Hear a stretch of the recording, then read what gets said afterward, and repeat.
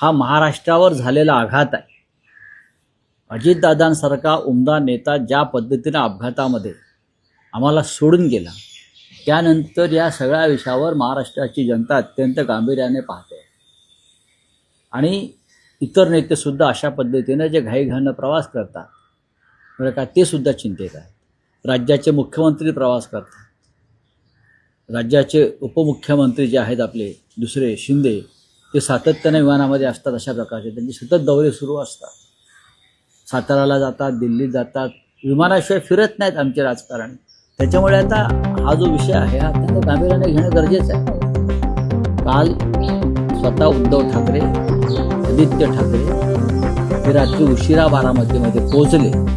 एक सांगतो तुम्हाला, मुंबईतून ते रस्त्याच्या मार्गाने बारामतीत पोहोचले मध्यरात्रीनंतर आणि त्यांनी पवार कुटुंबियांची विद्याप्रतिष्ठानमध्ये जाऊन भेट घेतली।